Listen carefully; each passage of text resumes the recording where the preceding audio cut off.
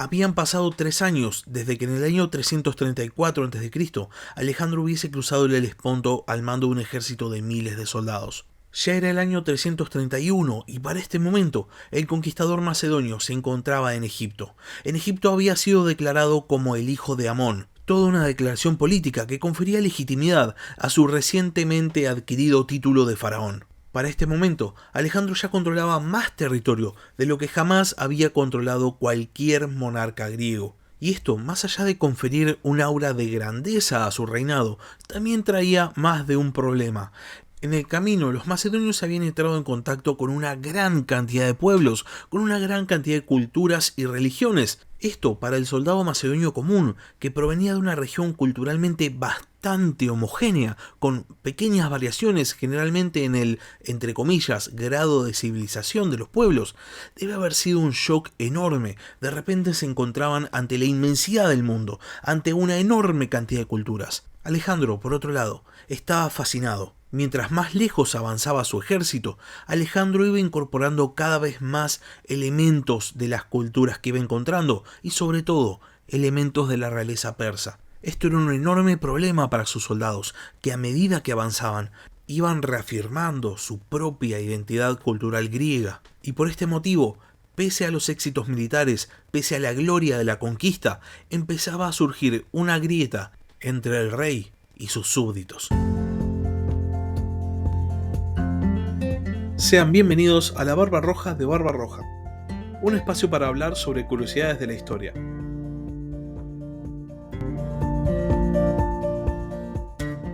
Mientras Alejandro estaba en Egipto, Darío no se había quedado de ninguna manera de brazos cruzados. Había aprovechado el tiempo que el conquistador macedonio había estado en la tierra de los faraones para reclutar un nuevo y aún más numeroso ejército. Darío para este punto ya tenía bastante claro que Alejandro no iba a negociar, así que la única que le quedaba era seguir intentando luchar, seguir intentando frenar el avance del conquistador macedonio. Alejandro, por su parte, cuando sale de Egipto, se dirige directamente hacia la Mesopotamia. Todo el oeste de lo que había sido el imperio persa, toda la costa del Mediterráneo, ahora era parte del imperio macedonio de Alejandro. Darío, por su parte, estaba muy al tanto de todos los territorios que Alejandro había tomado, y por este motivo decide esperar al ejército macedonio en Gaugamela. Cuando Alejandro entra en la Mesopotamia, realiza el cruce del río Éufrates sin ningún tipo de inconveniente.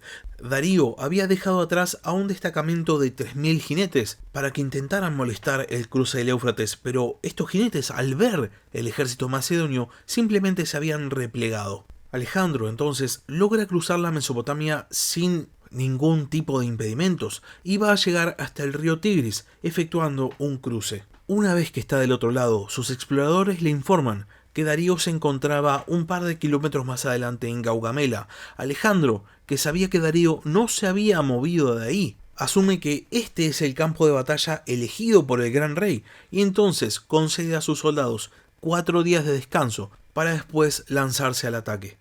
Darío efectivamente no tenía la más mínima intención de moverse de Gaugamela. Este era un terreno que le venía muy bien a su ejército porque era una enorme llanura, donde un numeroso ejército persa con una numerosa caballería podía maniobrar con facilidad. Y efectivamente, Darío había juntado un ejército enorme. Las estimaciones van de entre 200.000 y 300.000 soldados. Y de ese número, una parte muy importante era de caballería, pero también Darío disponía de infantería y también disponía de carros falcados, letales en los campos de batalla de la antigüedad, y también disponía de elefantes de guerra. Cuando Alejandro llega a Gaugamela, Darío lo estaba esperando en formación de combate. El propio gran rey de los persas se había situado comandando el centro del ejército, rodeándose a sí mismo con caballería proveniente de Caria, mercenarios griegos y su propia guardia real. El centro del ejército persa estaba compuesto de infantería y a la derecha del centro estaban situados los inmortales. Tanto en el ala derecha como en el ala izquierda del ejército persa, Darío había situado enormes contingentes de caballería provenientes de las más lejanas satrapías del imperio, así como también caballería escita y caballería proveniente de la India. Los macedonios, por su parte, contaban aproximadamente con 50.000 soldados. Alejandro había formado la falange en el centro y había situado 2 alas, una comandada por él, el ala derecha, compuesta por la caballería de compañeros y por peonios, y el ala izquierda, comandada por Parmenión, compuesta por caballería proveniente de Tesalia y por tracios. Las dos alas del ejército de Macedonio formaban en diagonal. Alejandro había tomado esta decisión porque pretendía, tentar a la caballería persa a que intentara flanquearlo. Y con esta idea en la cabeza, había dividido su centro en dos, una línea principal y una línea un poco más atrás, cuya tarea iba a ser responder justamente a los intentos de flanqueo. Alejandro sabía que se enfrentaba a un ejército numerosamente muy superior, por lo cual ya sabía de antemano que su enemigo iba a intentar flanquearlo. Por lo cual, Alejandro no solamente tenía que estar preparado para esta posibilidad, sino que él mismo iba a intentar forzarla y actuar en consecuencia. Con esto en mente, Alejandro da inicio a la batalla, ordenando a su infantería que avance contra el centro enemigo. El centro macedonio choca contra el centro persa y Darío responde enviando a su caballería del flanco derecho a atacar a Parmenión. Es en este momento que Alejandro pone en juego su propia táctica y dirige al ala derecha hacia el flanco derecho de los persas. Darío ve cómo Alejandro se alejaba de la línea de combate y envía a la caballería escita en su persecución. El ala derecha macedonia es alcanzada y choca directamente con los persas, y pese a la abrumadora diferencia de número, los macedonios logran resistir.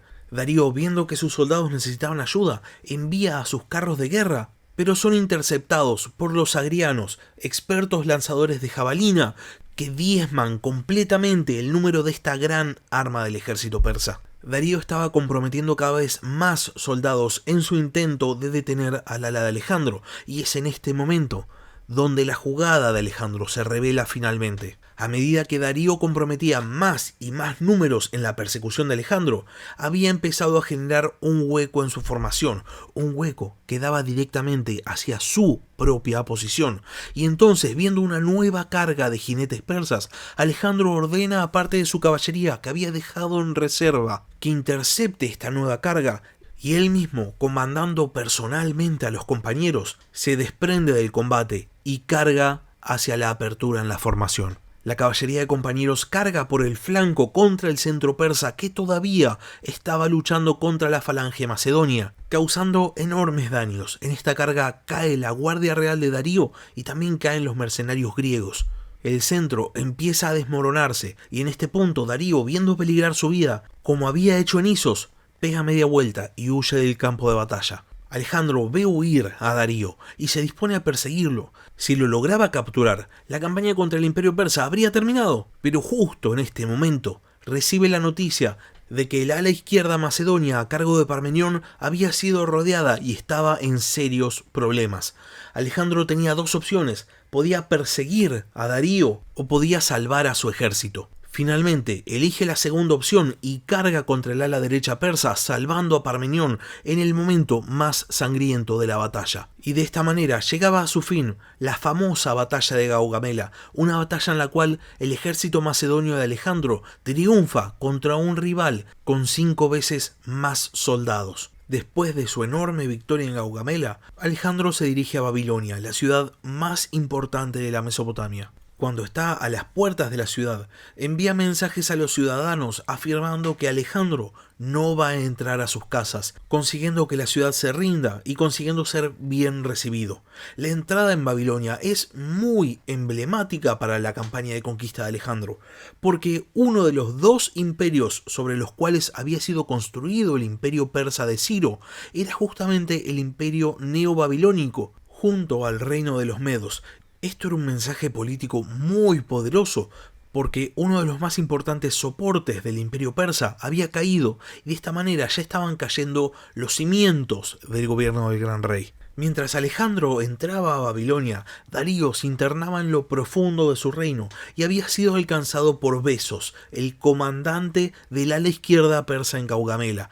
Besos había logrado llevar hasta Darío aproximadamente 2000 soldados, y se refugia junto al gran rey. Alejandro, por su parte, después de tomar el control de Babilonia, se dirige hacia Susa, una de las ciudades más importantes del imperio persa y una de las capitales del imperio persa. En Susa, Alejandro encuentra un enorme tesoro, y después pone rumbo a Persépolis, que se encontraba dentro de Persis, la región más importante del imperio persa.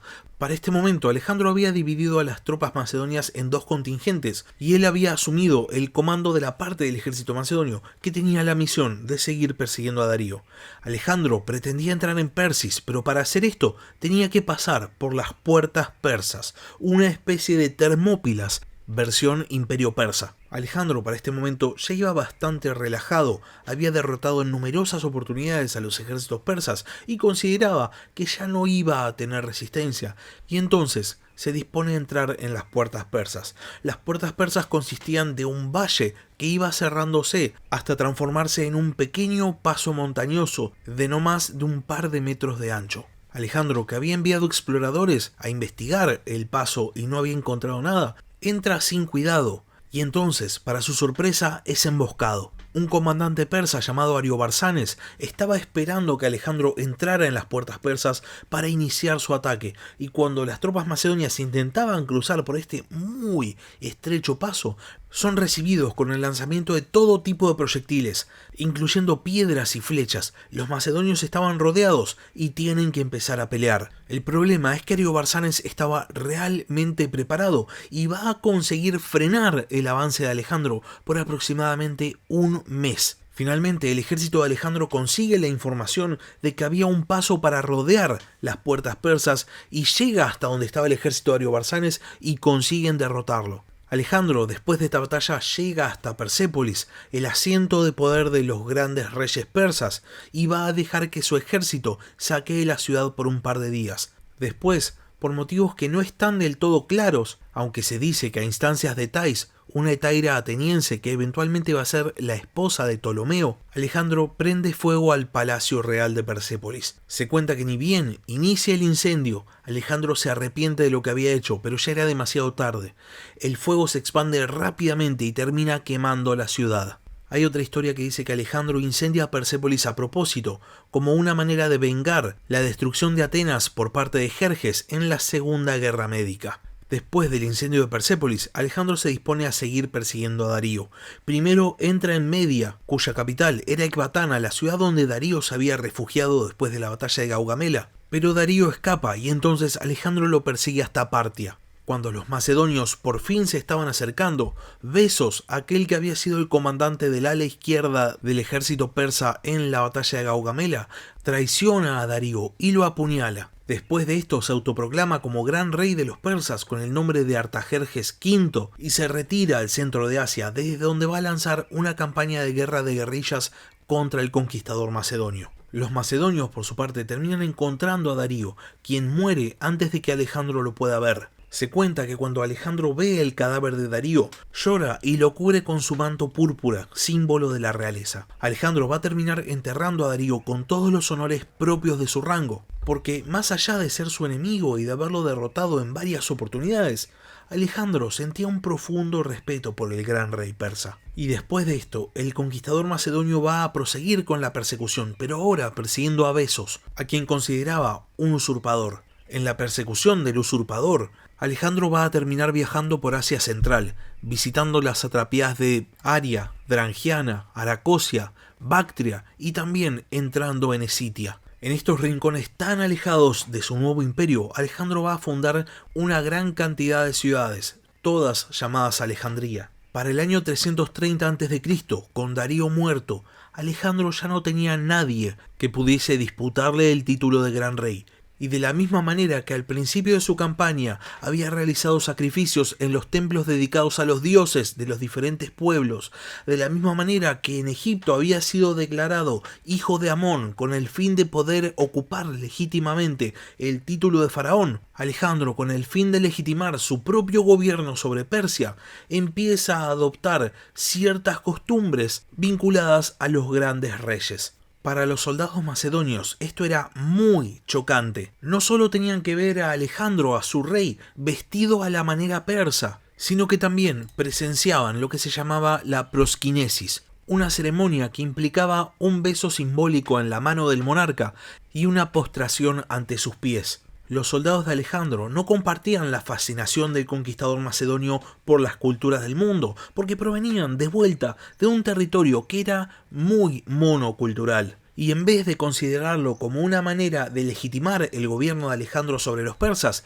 veían a la prosquinesis como un intento del rey macedonio de deificarse. De repente a los griegos les parecía que la cuestión de ser el hijo de Amón no había sido simplemente una jugada política, sino que pensaban que Alejandro se lo tomaba muy en serio. Y esto empieza a generar un distanciamiento entre los macedonios y su monarca. El conflicto no tarda en llegar y ese mismo año hay un complot contra la vida de Alejandro. Finalmente el complot no surte efecto y aquellos que habían sido acusados de ser los culpables de instigar el complot terminan siendo ejecutados. Entre estos ejecutados está Filotas, el hijo de Parmenión. Y ya que habían ejecutado al hijo, Alejandro manda también a ejecutar al padre para evitar que intente vengarse. Alejandro empezaba a mostrar signos de paranoia y empieza a haber complots por todos lados. Y finalmente, en una fiesta en la ciudad de Maracanda, estando completamente borrachos, Alejandro y Clito el Negro discuten. Clito culpaba a Alejandro de haberse olvidado de sus raíces macedonias y de haber abrazado el modo de vida oriental. Alejandro, completamente pasado de alcohol, discute con Clito, que también estaba muy borracho, y termina asesinándolo. Esto es algo terrible para Alejandro, no solo porque Clito era uno de sus mejores comandantes, sino también porque Clito le había salvado la vida en la batalla de Gránico y además había servido en el ejército de Filipo. Clito de alguna manera representaba la imagen de Filipo dentro del ejército de Alejandro. Y ahora el quiebre entre Alejandro y su ejército empezaba a ser todavía más notorio. Y de hecho, todavía dentro de la campaña de Asia Central, mientras Alejandro perseguía a Besos, va a haber un nuevo complot contra su vida, en este caso protagonizado por sus pajes reales y por su historiador oficial. Finalmente, en el año 329 a.C., a 5 años del cruce del Helesponto por parte del ejército de Alejandro, un líder de Sogdiana, Espitámenes, traiciona a Besos y lo entrega a Ptolomeo, que lo lleva hasta Alejandro. Alejandro va a hacer ejecutar a Besos según la tradición persa, por asesinar a su rey. Alejandro, de esta manera, se quedaba sin enemigos dentro de lo que había sido el imperio persa y que ahora era el imperio macedonio. Y con esta aparente tranquilidad, aprovecha que estaba en Sogdiana y se dirige al río Jaxartes, el actual río Sirdaria, donde confluyen las fronteras de los actuales Uzbekistán, Tayikistán, Kirguistán y Kazajistán, con el fin de combatir al pueblo o tribu Saka, una tribu escita que solía causar problemas en la frontera del imperio persa. Los Sakas se enteran de que Alejandro va a ir a combatirlos y ocupan la orilla norte del río, confiando en que los macedonios van a tardar en cruzar el río Jaxartes y por ende ellos mismos van a poder combatir a los macedonios de a poco, porque pocos soldados van a ir pasando. Alejandro, sin embargo, cuando llega al río Jaxartes, ordena que todos los soldados crucen a la vez y para evitar que los Saka, utilizando sus arcos, hostiguen a los soldados macedonios, Alejandro, que había llevado catapultas a la batalla, les ordena que lancen proyectiles contra los Saka con el fin de evitar que se acerquen.